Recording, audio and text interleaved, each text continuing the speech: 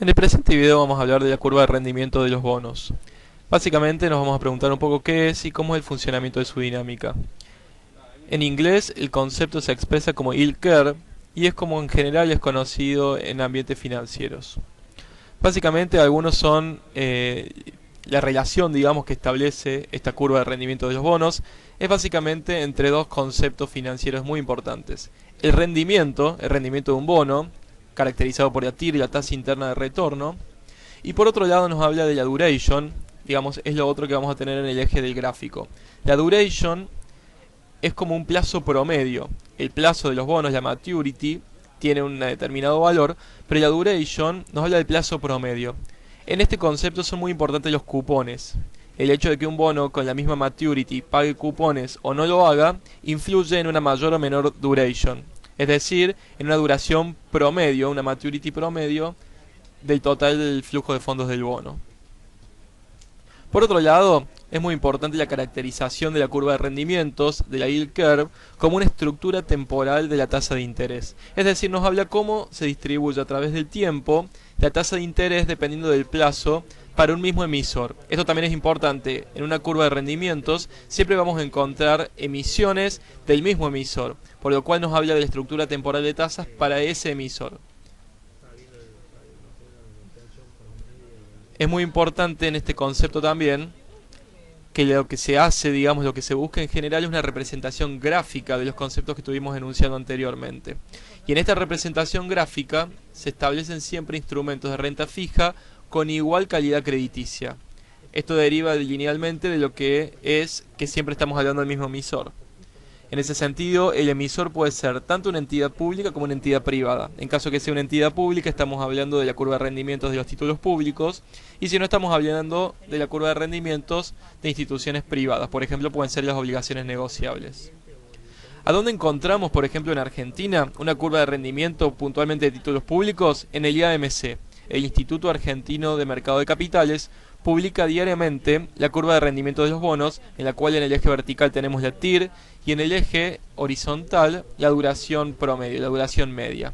En ese sentido se construyen dos curvas, una curva en pesos, que la vemos en violeta, en azulcito, y en verde vemos la curva de rendimiento de los bonos en dólares, siempre hablando de, en este caso, el emisor, el Estado, y por lo tanto con el mismo riesgo crediticio.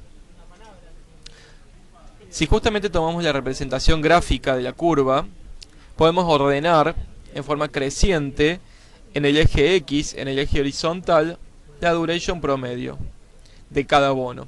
Y en el eje vertical la TIR, es decir, la tasa de rendimiento, cuánto está rindiendo cada uno de esos bonos. ¿Cómo se construye la curva?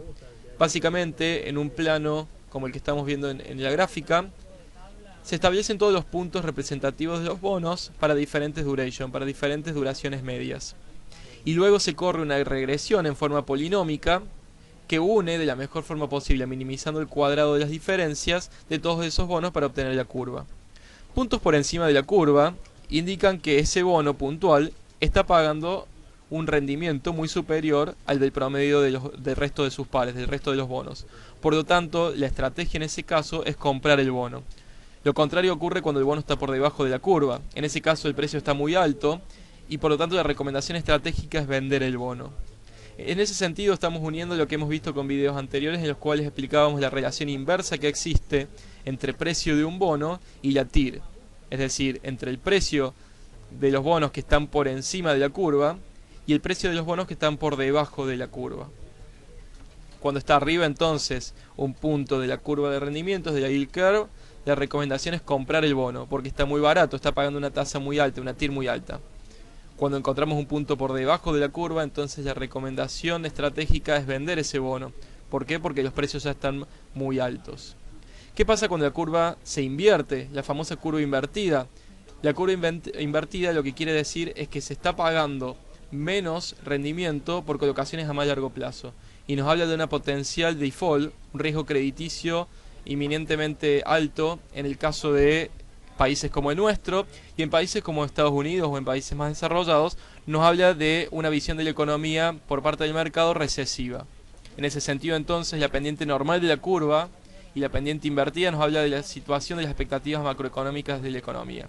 En el caso de la pendiente normal estamos esperando una economía con crecimiento Y en el caso de la curva con pendiente invertida, estamos esperando recesión. Diferente es el caso argentino o de países emergentes, en los cuales la inversión de la curva, el hecho de que la pendiente sea inversa, nos está hablando más bien de un riesgo de default que para el corto plazo se incrementa y por eso suben las tasas, pero para el mediano y largo plazo se disminuye en términos de lo que ocurre en el corto plazo. De esa forma, para plazos más alejados, si nos fijamos en la segunda curva, se pagan tasas de rendimiento más bajas, y en el primer caso, como es más lógico que ocurra, se paga más tasa a medida que el plazo es más largo. En ese sentido, entonces, en países como el nuestro, habla de un crecimiento riesgo de default.